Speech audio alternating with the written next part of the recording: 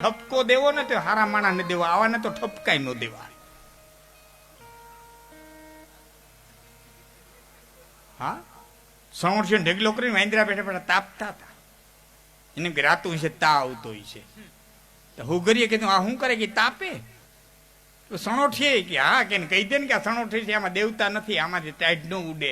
વાંદરો કે જાય તવરી છે ને કેવાય નહીં, કરતા હોય કરવા દેવાય.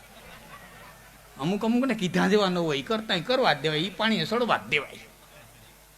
બાઈ માણાનો જીવ એટલી ડાયરે આવીને કે હે વાંદરાવ, સણોઠી છે એનાથી ટાઈટ ન ઉડે, ક્યાંક હારોથી બોર્ડ કરી લ્યો, ક્યાંક ઓથ ગોતી લ્યો. તો પેલા મીંડા 4-5 વાતો કરે. બાઈ આપણને શું કરવા શીખામણ દઈએ? તો બીજો કે માળો છે ને એટલે, ત્રીજો કે વીખી નાખો. આપણા દેવી કરી દો હોય તો કે.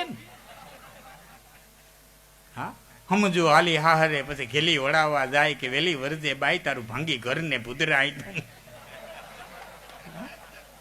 ડાય દીકરી હારે જાતે ગાંડી વરાવા ગઈ, ગાડામ દઈને બોલી ઘર ભાંગી વેલી આવજે ભેર્યું બધું દેવ. એ તો હું શીખામણ દી બધી.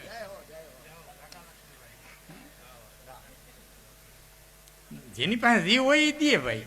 કોની બજારમાં જાય તો જુમણા દેખાડે, હાર દેખાડે, મજા માણેક દેખાડે, હીરા દેખાડે. પછી બકાલા માર્કેટમાં જાવ તો એ મરસા દેખાડે. જેની પાસે હોય દેખાડે,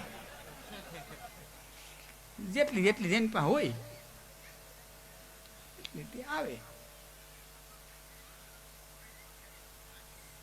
પણ વાત તમને નહીં કરતો તો બાઈને માળો છે ને એટલે આપણને કીએ. ત્રીજો કે વીખી નાખો, આપણા દેવી કરી દો. ચોથો કે આ ગયો ઠેક મારી માળો લઈને તણખું નોખું કરી નાખ્યું. હુગરો હુગરી ઉપલી ડાયરે વ્યાઈ ગયા. ન્યા બેઠા પછી હુગરાએ કીધું તો કે હમય તો દેમાં હુગરી આને કમી તે મન કોડાય, આ આવેલ અવડે આથરે એને હવડા કી હવાય, હમય તો દેમાં હુગરી આના કમી તે મન કોડાય. આ ભાગ્યાના જન્મ જ અવરે સોગડે થયા હોય, આને શિખામણ ન હોય, આ કરતા હોય કરવા દેવાય. એટલે બધું બધા માટે હોતું નથી. અહીંથી જ્ઞાન દઈ ને અમે જે કાંઈ બધા માટે હોતું નથી, બધું બધા માટે હોતું નથી, બધું બધાને આવડતું નથી. સોનિયા ગાંધી આખો દેશ સકવી હગે, એને ભેંસ દોતા ન આવડે. એને દોણું લઈને ડોબા હેઠે બેહાડો તે ડોકા પાડતા ન આવડે, ભલે દેશ સકવેલ બધું બધા ન આવડે. અને બધું બધા માટે હોતું નથી. જેટલું હોય એટલું બધા માટે હોતું નથી. મનુષ્યને જે અવતાર મળ્યો છે તો ધર્મને જાદો ખૂચવી ન નાખતા. મારે ફક્ત તમને એટલું કહેવું છે કે તમે તમારા ટાણા હાથવી લ્યો એટલે તમારું ટાણું હાથવા વાળી એક તાકાત બેઠી છે. અને એનો પ્રસંગ ઈસવીસન 1010માં જેથી જુનાગઢનો સત્તા પલટો થયો. ભાઈ વાલભાઈ વડારાણી વતે વાત કરું. મને આજ મજા આવે છે એટલે વતી વતી વાતું લેતો જાઉં છું. નકર મને આ બધું પ્રસંગ 10 મિનિટમાં પૂરો કરી દેતા આવડે, પણ મજા આવે છે એટલે લેતો જાઉં છું. મેરણોમાં રાજાઓ અનેક અમર થઈ ગયા, દાતાઓ અનેક અમર થઈ ગયા, વીરો અનેક અમર થઈ ગયા,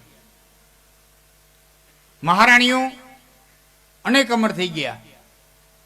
ઝાંસીની રાણીથી લઈ કેટલી મહારાણીઓ અમર થઈ ગઈ. ઇતિહાસના પટમાંથી દાસીઓ અમર થઈ ગઈ હોય તો 3. ઇતિહાસને પાને સુવર્ણ અક્ષરે દાસીઓ લખાણી હોય અને અમર થઈ ગઈ હોય તો 3. એક દેવાયત બોધનને આંગણે નવઘણને લઈને જનારી વાલબાઈ વડારેણી ઇતિહાસને પાને અમર થઈ ગઈ. બીજી હિસ્ટ્રી ઓફ રાજસ્થાનના કર્નલ ટોડનો કોક વાંચજો. મહારાણા પ્રતાપના બાપ ઉદયસિંહજી, અને ઉદયસિંહજીની ઉંમર ફક્ત 5 વર્ષની. કેટલી? 5 વર્ષની. અને બલવીર નામના એક એના સેનાપતિએ બળવો કર્યો અને સિસોદિયાઓના હાથમાંથી ચિત્તોડ ઝટી લીધો અને પોતાની સત્તા થાપી દીધી. પછી સિસોદિયાનો વંશ ન રહેવા દેવો એમ માનીને ખુલ્લી તલવાર લઈને બલવીર નીકળ્યો. અને એ વખતે પન્ના ધાઈ નામની એક દાસી હતી, બાઈનું નામ હતું પન્ના. અને એને એમ થયું કે આ જ રાજકુમારને ગોતી લે હે અને આ જ રાજકુમારને મારી નાખશે, ચિત્તોનો વંશ નહીં રહેવા દે. અને એ પન્નાએ તેથી પોતાના દીકરાને ઉદયસિંહજીના કપડાં પહેરાવીને પલંગ માથે હુરાવી દીધો હતો અને ઉદયસિંહજીને લઈને ભોયરા વાટે નીકળી ગઈ હતી. એ પછી ઉદયસિંહજીને મોટા કર્યા, ચિત્તોડની ગાદી ઉપર બેહાડ્યા અને એ પછી એના મહારાણા પ્રતાપ થયા. ઉદયસિંહજીના મહારાણા પ્રતાપ થયા ઉદયપુર. આ પન્ના 2. અને ત્રીજી જો બાઈ કેટલી બુદ્ધિશાળી હતી એની વાત કરી દો, પછી હું તમને દિવાળી બોધનની વાત પૂરી કરું.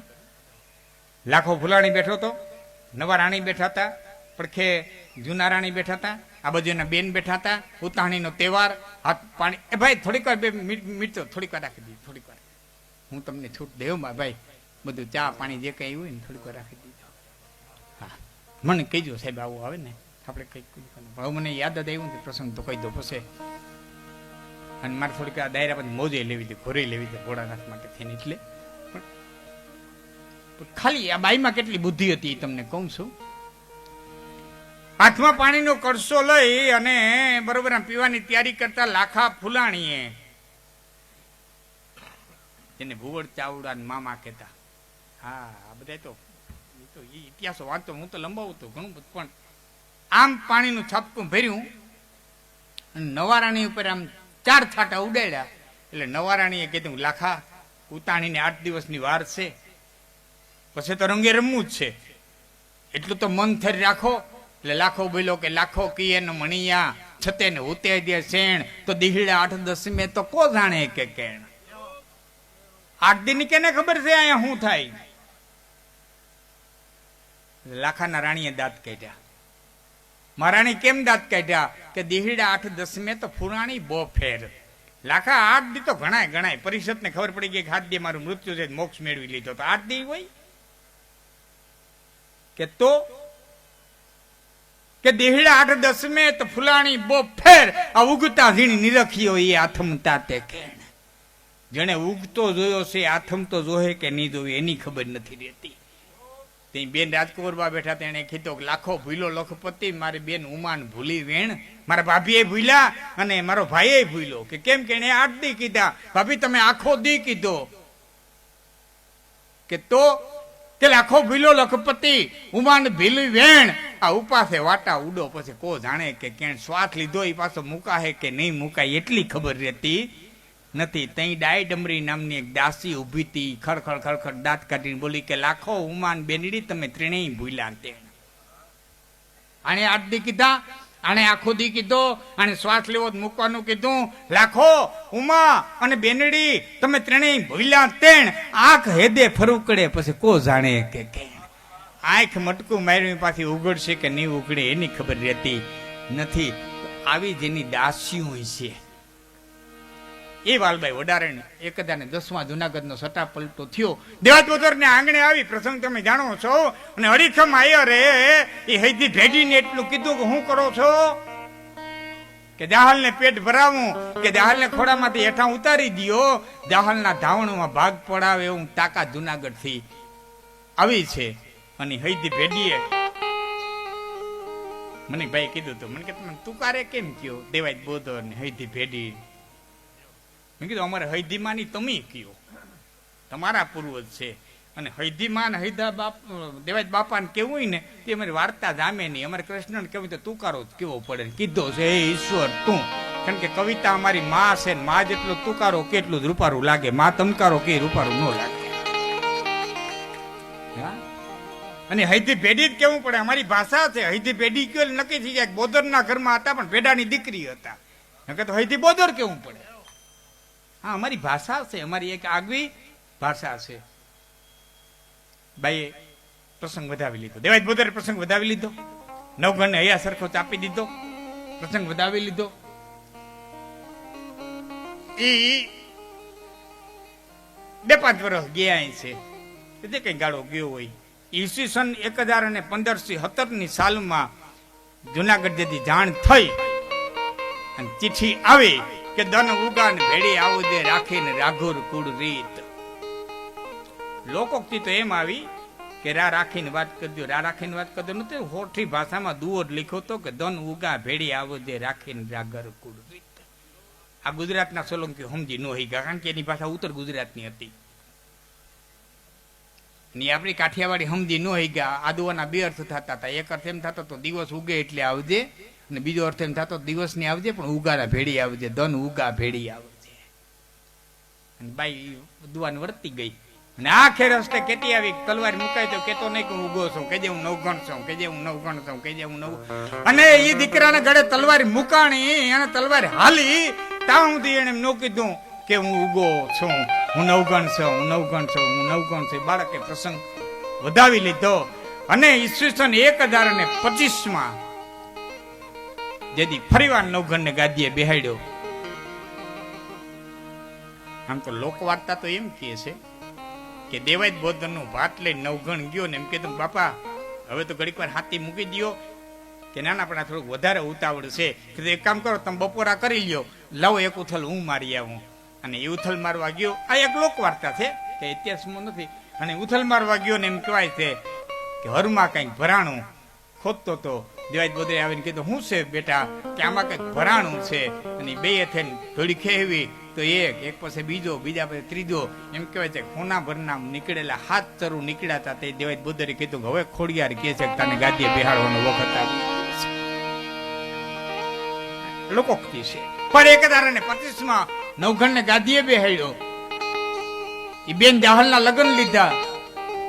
1031 સાલની માલિકો જેથી ભયંકર દુકાળ પડ્યો.